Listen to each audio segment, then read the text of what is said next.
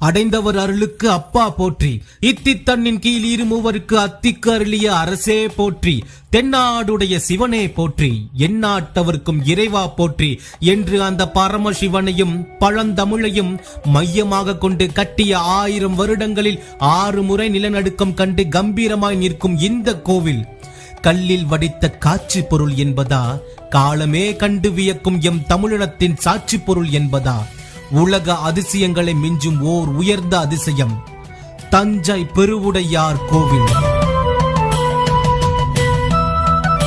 இவ்வளவு பிரம்மாண்டமான தோற்றத்துல இருக்கிற இந்த கோவிலோட கட்டுமான தொழில்நுட்பம் என்ன? பாறைகளே இல்லாத சமவெளி பகுதியான தஞ்சையில கோவில் கட்டுறதுக்கான 60,000 டன் எடை கொண்ட பாறைகள் எப்படி வந்துச்சு? 216 அடி உயரம் இருக்கிற கோவிலோட கோபுர உச்சியில 80 டன் எடை கொண்ட ஒரே கல்லாலான பிரம்ம மந்திர கல்ல வைக்க வேண்டிய காரணம் என்ன? பிரமிக்க வைக்கிற அளவுக்கு பிரம்மாண்டமா இருக்கிற இந்த கோவில எப்படி 7 வருஷத்துல கட்டியிருக்க முடியும்? 1000 வருஷங்கள் தாண்டியும் இன்னும் கம்பீரமாவும் திமிராவும் அதே கர்ஜனையோடும் இருக்கிற இந்த கோவிலோட கட்டுமான ரகசியம் என்னவாக இருக்கும்? தஞ்சை மாநகரத்திலும் சரி, தஞ்சையை தவிர பிற பகுதிகளிலும் சரி, மக்கள் கிட்ட ஒரு குழப்பமான தகவலும் தீர்க்கமான முடிவும் இல்லாத காலம் அது. தஞ்சை பெருவுடையார் கோவில கட்டுனது யாரு அப்படிங்கிற தெளிவான தகவல் மக்கள் கிட்ட இல்லாததுனால ஒவ்வொருத்தரும் ஒவ்வொரு மாதிரி சொல்ல ஆரம்பிச்சாங்க. கரிகால சோழன் தான் பெருவுடையார் கோவில கட்டுனதா சில மக்களும், வேற சில மக்கள் வேற்று கிரகத்திலிருந்து வந்த அதிசய மனிதர்கள் தான் பெருவுடையார் கோவில கட்டுனதா சொல்லிட்டு இருந்த நேரத்துல 1886 வருஷம் ஜெர்மனி நாட்டை சேர்ந்த தொல்லியல் துறை ஆராய்ச்சியாளரான ஹூல்ஸ் இந்த மர்மத்துக்கான விடையை தேட ஆரம்பிச்சாரு. பெருவுடையார் கோவிலோட எல்லா பகுதிகளையும் ஆராய்ச்சி செய்ய ஆரம்பிச்சு தொடர்ந்து சரியா 10 வருஷங்கள் ஆராய்ச்சி பண்ணதுல கோவிலோட கருவறை பகுதியில முக்கியமான ஒரு கல்வெட்டு ஹூல்ஸுக்கு கிடைச்சது. அந்த கல்வெட்டுல பொறிக்கப்பட்ட தமிழ் எழுத்துக்களை ஆராய்ச்சி செய்யும் போது ஒரு குறிப்பிட்ட வாக்கியத்தை அவர் படிக்கிறாரு. பாண்டிய குலாசனி வளநாட்டு தஞ்சாவூர் கூற்றத்து தஞ்சாவூர் நாம் எடுப்பிச்ச திருக்கற்றளி ஸ்ரீ ராஜராஜேஸ்வரம் அப்படிங்கிற வார்த்தைகளை படிச்சு அதுக்கான பொருளை ஹூல்ஸ் தேடி இறுதியா இந்த தஞ்சை பெருவுடையார் கோவில கட்டினது யாருன்னு அவர் கண்டுபிடிக்கும் போது உலகமே திரும்பவும் அந்த பேரை கேட்க ஆரம்பிச்சது. விஜயாலயன் வழிவந்த வீரன், சுந்தர சோழனின் வீர புதல்வன், மக்கள் போற்றும் பேரரசன், மக்களால் தேர்ந்தெடுக்கப்பட்ட நாயகன், கலிங்கம் முதல் ஈழம் வரை கொண்ட வேந்தன், உலகெங்கும் ஆளுமை செலுத்திய தமிழ் பெரும்பாட்டன் அவனே மும்முடி சோழன், சிவபாத சேகரன், திருமுறை கண்ட சோழன், அருண்மொழி வர்மன் என்னும் ராஜ சோழன்.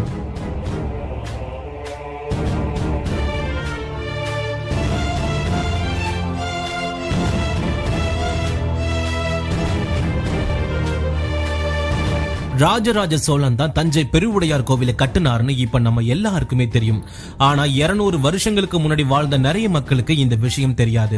அதுக்கான காரணம் சோழர்களோட ஆட்சிக்கு பிறகு அடுத்தடுத்து ஏற்பட்ட படையெடுப்பும் அதிகாரத்தனமான ஆட்சியும் கூடவே தமிழனும் சிதைக்கப்பட்ட காலமா இருந்ததுதான் ராஜராஜ சோழனோட வரலாறு அடுத்த தலைமுறைக்கு தெரியாம போனதுக்கு காரணம். அப்படிப்பட்ட ராஜராஜ சோழன் பிரம்மாண்டமான இந்த பெருவுடையார் கோவில ஏன் தஞ்சையில கட்டியிருக்காரு? அதுக்கான காரணத்தை தேடும் போது ராஜராஜ சோழன் வாழ்ந்த காலத்துல சோழர்களோட ஆட்சி பகுதியையும் எல்லைகளையும் விரிவுபடுத்துற வேலைகள்ல போர் தொடுக்க கடலை தாண்டி இலங்கைக்கு போன ராஜராஜ சோழன் புத்த சமய கடவுளான புத்தருடைய சிலைகள் பிரம்மாண்டமாவும் பெரிய அளவுலையும் இருக்கிறத பார்த்த ராஜராஜ சோழன் சைவ சமய கடவுளான சிவனுக்கும் இதே மாதிரி பெரிய லிங்க வடிவ சிலைகளை கட்டவும் நினைச்சாரு. அவரோட எண்ண ஓட்டங்களை பிரதிபலிக்கிற விதமா காஞ்சி கைலாயநாதர் கோவில் இருந்துச்சு. ஆனா சிவலிங்கம் அவர் எதிர்பார்த்த அளவுக்கு இல்ல. அதனால மிகப்பெரிய சிவலிங்கத்தை கொண்ட கோவிலை கட்ட முடிவு செய்யறாரு. கோவிலோட கட்டுமானம் எப்படி இருக்கணுங்கிற தன்னோட விருப்பத்தை பூர்த்தி செய்ய ராஜராஜ சோழன் தேர்ந்தெடுத்த தலைச்சிறந்த பொறியாளர் தான் குஞ்சரமல்ல பெருந்தச்சன். சோழர்களோட தலைநகரமான தஞ்சையில பெருவுடையார் கோவிலை கட்ட முடிவு செய்யறாங்க. ஆனா கோவிலோட கட்டுமானத்தோட அளவும் திட்டமும் பிரம்மாண்டமா இருக்கிறதுனால ராஜராஜ சோழன் நாட்டு மக்கள் கிட்ட கோவில் கட்டுறதுக்கான உதவியை கேட்கிறாரு. மக்களும் அவங்களால முடிஞ்ச எல்லா உதவியும் செய்ய முன் வராங்க. கோவில் கட்டுறதுக்கான எல்லா வேலைகளையுமே ஆரம்பிக்கிறாங்க.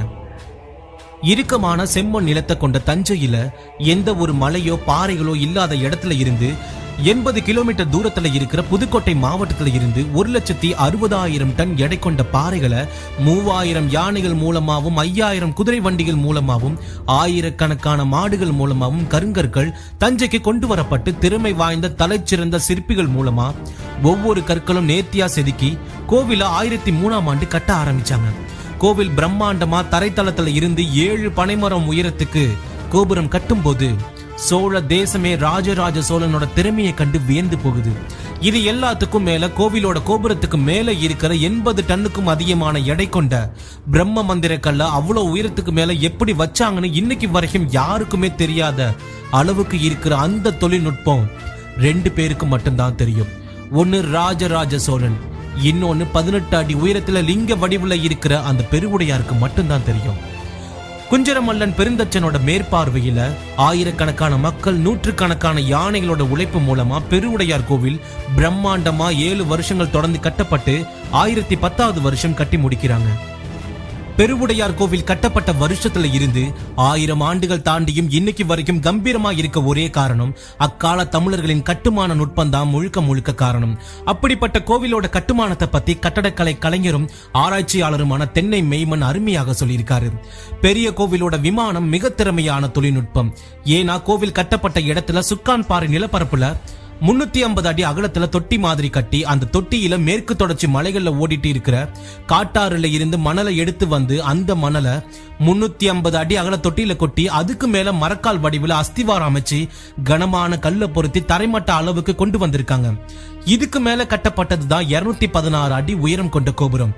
கிட்டத்தட்ட தஞ்சாவூர் தலையாட்டி பொம்மையோட அதே வடிவம் தான் இந்த கட்டுமானத்துக்கும் இருக்கு. அப்படிப்பட்ட இந்த கட்டுமானத்தோட பேரு தான் டைனமிக் ஆர்கிடெக்சர். இந்த கட்டுமானத்தோட சிறப்பு என்னன்னா, பூமியோட அசைவுக்கும் அதிர்வுக்கும் ஏத்த மாதிரி கோபுரம் அசைஞ்சு தன்னையே தற்காத்து கொள்ற அளவுக்கு இந்த கட்டுமானம் கட்டப்பட்டிருக்கு. அது மட்டும் இல்லாம பூமியோட அச்சு சாய்வுகளை எல்லாம் கணிச்சு நுட்பமான அஸ்திவாரம் அமைச்சு இருக்கார்படை நுட்பத்துல தொடங்கி கனம் இல்லாத ஒற்றை கல்லால கோபுரத்தை வடிவமைச்சு பூமியோட சுழற்சிக்கு ஏத்த மாதிரி கட்டியிருக்க இந்த கட்டுமானம் 1 இல்ல 2 இல்ல, இதுவரைக்கும் 6 நிலநடுக்கத்தை தாங்கி கன கம்பீரமா இப்ப வரைக்கும் இருக்குன்னா அப்போ இந்த கட்டுமானத்தை உலக அதிசய பட்டியல்ல சேர்க்க கூடாது. ஏன்னா உலக அதிசயங்களை மிஞ்சும் உச்சபட்ச அதிசயம் தான் இந்த தஞ்சை பெருவுடையார் கோவில். சோழர்களோட ஆட்சிக்கு பிறகு தஞ்சை பெரிய கோவில மாலிக்குகளும் நவாப்களும் சுல்தான்களும் பெரிய கோவில இருக்கிற எல்லா வளத்தையும் கொள்ளையடிச்சாங்க. பிரெஞ்சுக்காரனும் ஆங்கிலேயனும் பீரங்கியை வச்சு சேதப்படுத்தினாங்க. அது மட்டும் இல்லாம 30 வருஷமா சிப்பாய்களோட கூடாரமா இருந்த பெரிய கோவில் பல தாக்குதல்களை சந்திச்சது. கொள்ளையனும் வெள்ளையனும் சேர்ந்து கோவிலோட சில பகுதிகளை சேதப்படுத்தினாலும் அவங்களால பிரமிக்க வைக்கிற அளவுக்கு இருக்கிற அந்த கோபுரத்தையும் பிரம்மாண்டமா இருக்கிற அந்த சிவலிங்கத்தையும் சுத்தமான தமிழ்ல சொல்லணும்னா ஒரு மயிர் அளவு கூட அசைக்க முடியலங்கிறது தான் ஆணித்தரமான உண்மை. சில வருஷங்களுக்கு முன்னாடி மத்திய தொல்லியல் துறை தஞ்சை பெரிய கோவிலோட திருச்சுற்று பகுதியில இருக்கிற தரைப்பகுதியை எடுத்து திரும்பவும் சரி செஞ்சாங்க. அப்போ 8 அடி ஆழம் தோண்டும் போது முண்டுக்கற்கள் அவங்களுக்கு கிடைக்குது. இதே மாதிரி முண்டுக்கல் கரிகால சோழன் கல்லணையோட கட்டுமானத்திலையும் பயன்படுத்தி இருக்காரு. அப்படிப்பட்ட முண்டுக்கற்கள் பெரிய கோவில கிடைக்கும் போது அந்த முண்டு கற்களை பார்த்து மத்திய தொல்லியல் துறையை வியந்து போறாங்க. ஏன்னா 8 அடி ஆழத்துல இருக்கிற முண்டு கற்கள்ல கூட யார் அந்த கல்ல பெரிய கோவிலுக்கு கொடுத்தாங்களோ அவங்களோட பெயரை தமிழ் எழுத்துக்கள்ல கல்வெட்டுக்களா பொறிக்கப்பட்டிருக்கு. 8 அடி ஆழத்துல கூட கல்வெட்டு இருக்குன்னா இவ்வளவு பெருசா இருக்கிற இந்த கோவில எவ்வளவு கல்வெட்டு இருக்கும்னு கொஞ்சம் யோசிச்சு பாருங்க. இதுக்கு காரணம் கூட அந்த ராஜராஜ சோழன் தான். பெரிய கோவிலோட கட்டுமானத்துக்கு யாரெல்லாம் உதவி செஞ்சாங்களோ அவங்களோட ஒவ்வொரு பெயருமே கல்வெட்டா பொறிக்கப்பட்டிருக்கு.